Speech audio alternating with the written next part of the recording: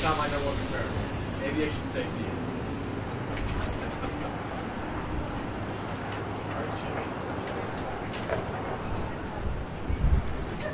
Would you come up a little?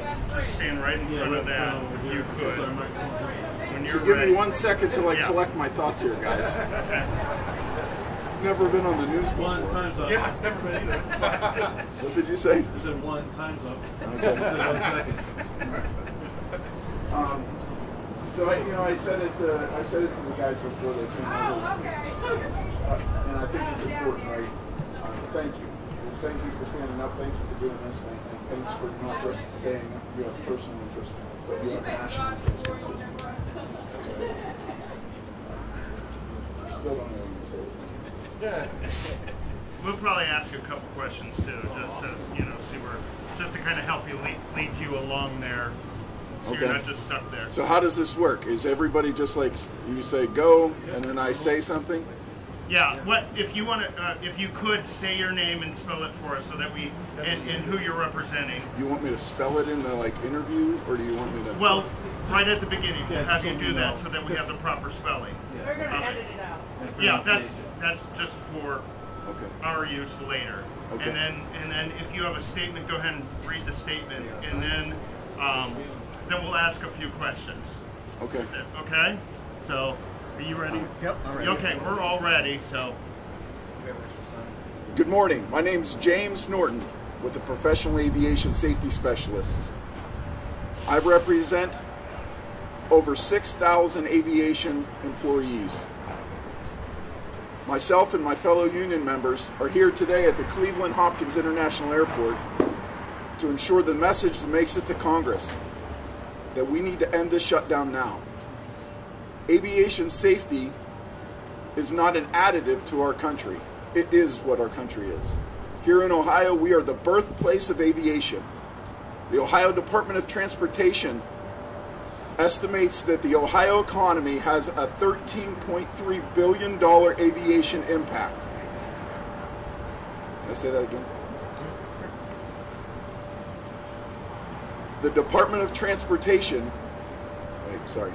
the Ohio Department of Transportation estimates the aviation industry to have a $13.3 billion impact to Ohio's economic value. We're here to represent that value. And we're here to say, end the shutdown. Stand with these folks. Stand with us as a nation to end the shutdown. I have in my hand a letter from Senator Sherrod Brown resonating the sentiment of that. And he says, a bill to reopen the government is necessary, and my colleagues should be listening to the hardworking Americans like you. We ask that this makes it to Washington, D.C., not just Cleveland, but Washington, D.C., to end the shutdown. Is that good, guys? Just a couple of questions. Absolutely. What kind of impact is this having right now on transportation and safety, and what impact will it continue to have in the future if this shutdown continues? Can you say it again? What? I'm just trying to absorb that question. Okay.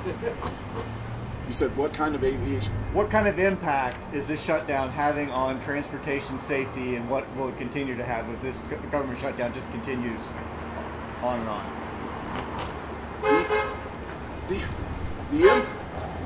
The impact on aviation safety here in Ohio is relevant straight to the Flight Standards District Office. Our union represents the AVS workers inside of the Federal Aviation Administration who perform the necessary function and inspection to aircraft inspection, air carrier operations, manufacturing inspections, and beyond. Those folks need to be on the job. They are not on the job. They provide crucial safety oversight to the aviation industry every day. And every day that this draws on and on, they are not there to perform that function. Is the staff that's like controlling the air controllers, are you down? I mean, is that you have everyone knows it's a stressful job to begin with. How stressful is this making it now? So to address the stress that happens here, This isn't a conversation that happens at work when we show up and we don't receive a paycheck. This is the conversation at every dinner table of every one of our members across this country. The number one conversation. This doesn't just stress us at work. This doesn't just show itself here. This shows itself in the families that suffer from not receiving a paycheck. About how many, you don't have to give me an exact number, about how many workers are we talking about that this impacts either here or across the country? Do you know either one? Specific to us? Yeah. Yeah. I don't have the direct number, but I apologize. That's okay. You represent how big of an area? Just Cleveland or? No, I'm the state president. States. Yes. Yes.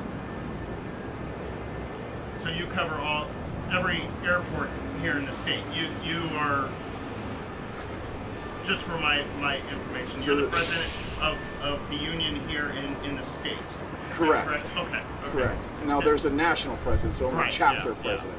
Now, could you kind of go over specific roles? You know, are you air traffic controllers? Could you kind of give us an idea of who all you represent, all the different jobs that go on, you know, at the airports here? Yeah, absolutely. The Professional Aviation Safety Specialists Union represents the Airways Transportation System Specialists that oversee the crucial flight landing systems that guide our aircraft in. These men and women represent and fix the crucial and critical power distribution systems that serve the Cleveland Air Traffic Control Tower. These men and women ensure that the radar receives a 99% probability rate of detection when these aircraft meet the skies. Our inspectors ensure that every aircraft that is working in the United States is under safety oversight of the Federal Aviation Administration. I think that's something people didn't realize. They think that you guys are just the air control. You're what's happening, like what's affecting you. You just said that inspections of planes. Yes. What's going on? Can you kind of quantify that or break it down into a little soundbite? I don't know the quantity of inspections performed. But I mean, like you're more than just air traffic control. Correct. Can you explain what else again? Okay. Here in Cleveland, we operate one of the Air Route Traffic Control Centers, better known as the Oberlin Air Route Traffic Control Center. That Air Traffic Control Center, where our folks work, encompasses 70,000 square miles of airspace above this country. This is not a small job to do, and even more difficult to do when you're focused on not getting paid. What kind of hours are your represented, the employees having to work?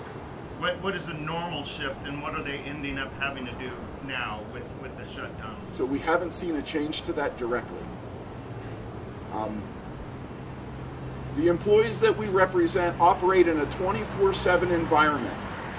They ensure that the national airspace doesn't sleep, because aviation doesn't sleep. Providing air service internationally in the continental United States is a 24/7 operation, and we are there every minute of that day.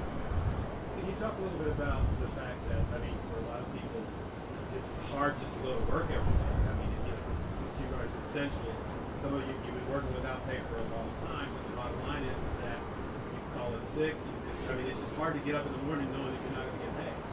With the constriction of the rules placed on essential employees, leave is no longer an option.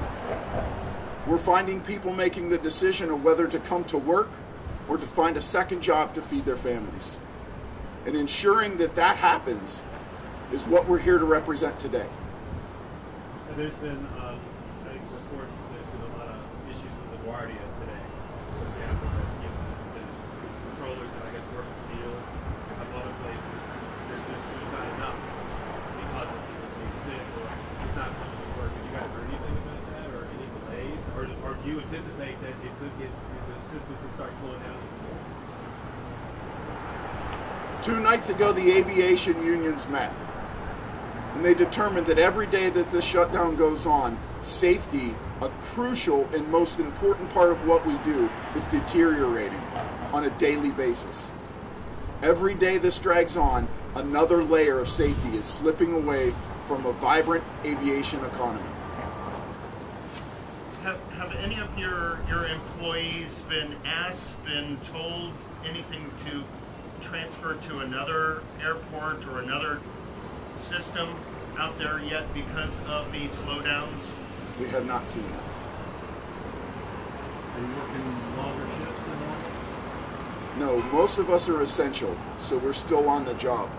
We do have people who are what they would call furloughed. As far as technicians go, we have people who are furloughed and not coming to work. But the big impact of our aviation our profession is that we have inspectors and technicians really represented, and those inspectors aren't coming to work. 3,000 inspectors across the country, 500 of them were called back to work. That includes investigating aircraft accidents like we had in Wayne County just recently. Is that being investigated or is that? I don't know. So I remember when I fly, should I be how concerned should I be that our that blades are being inspected, controllers or TSA's not working without paying. I remember the flying public how concerned should I be about being safe flying. The men and women that we represent provide that safety every day. They are not faltering from that. But knowing that they're not getting paid is a distraction. It causes fatigue. It causes distraction at work, and it takes us off the focus, what we should be focusing on, and providing crucial safety oversight for the aviation economy. Good. Thank you. And is there anything else that you want to say? That we should, Or anyone else that wants to say? Okay. You want to? Yes, please, Dave. And could you say your name for us? David Shegley. I am a legislative and political organizer, so I'm staff with the union that represents TSA officers, HUD workers, Bureau of Prisons, Small Business Administration, all of these agencies, Department of Agriculture, USDA, Food Inspections. There are 308 officers with TSA that work in this airport. And they are, as was said, distracted unnecessarily, thinking about how bills are going to be paid. But they are professionals. They're doing their job. They should not be having to go to food banks. They're federal workers. They do a job to keep Americans safe every day, and they do it well. They do it extraordinarily well, but they have to think about how they're going to feed their families at the same time that they're being asked to do stressful work, important work here at this airport and in airports across the country. There are 800,000 workers, federal workers, that aren't being paid. Many of those are members of American Federation of Government Employees. We're doing our level best to connect them with food banks, but the shutdown should end today, and it has been in the power of Congress and the Senate Majority Leader to end it and never actually start this thing. Because as you know, the bills that are before Congress that were sent over by the new House were already agreed to by this President, by this Senate. So there was no reason for this. Border security is a top-level priority for both parties. And so this thing needs to be resolved immediately so that people can be paid, so that they can keep a roof over their head. And it's not just federal workers, but it's also the people that are in the janitorial services here, sometimes that are being not paid, and some of those people aren't going to be paid at the end. We know that there's a bill that's been passed to pay federal workers. So We're concerned about all workers affected by this. We're concerned about the deterioration of safety for the public. And there was a news conference yesterday with aviation leaders, flight attendant, president, confirming that this is becoming an extreme concern, and the risks go up every day for the safety of the flying public. And we have non-unionized, non-represented FBI agents, Secret Service agents that are also not being paid, increasing risk for public safety. So AFGE thanks the professional aviation safety specialists for doing this today and giving us a chance to participate in their picket and in their press conference. So, You thanks for mentioned what you do every day. Every day. You mentioned going to food banks. What other ways have people been having to try to cope without FAA pay? You mentioned going to food banks. I know some people have to take out loans. I mean, what other kind of things have people been doing? The kinds of things that people are doing is calling their landlords and asking for grace in this time, and the expectations that some of the administration's statements yesterday about what people can do and should be doing show how out of touch the leadership of this administration, this current administration, the Trump administration, is with average Americans and average workers.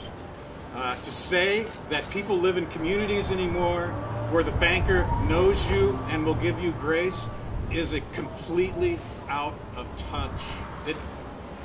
That world really doesn't exist anymore. It did when I was a kid. I knew my banker when I was a kid and had a paper route and was putting money in a savings account.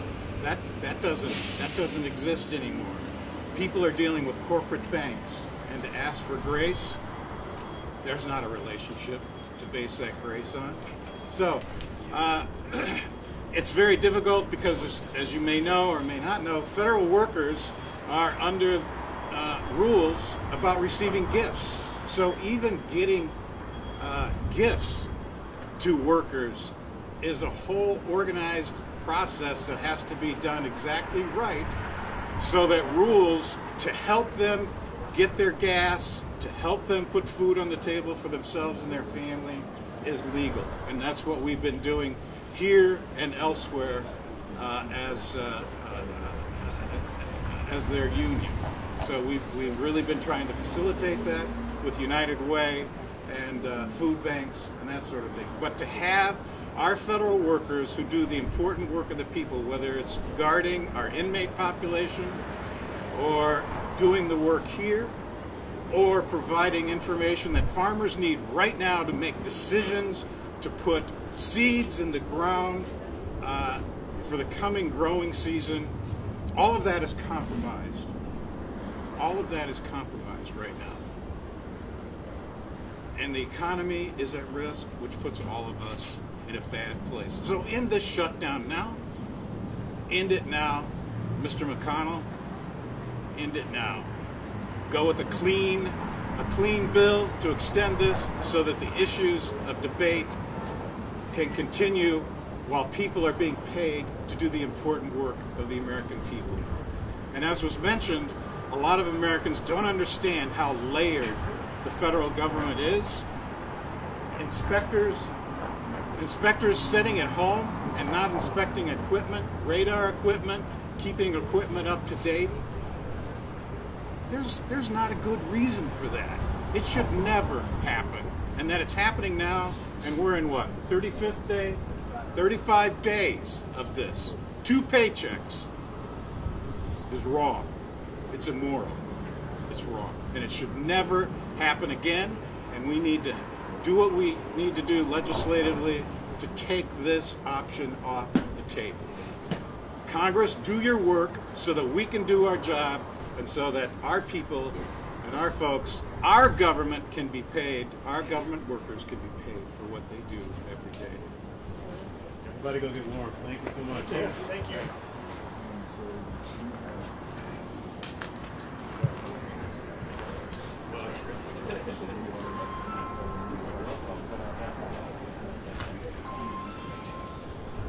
Guys.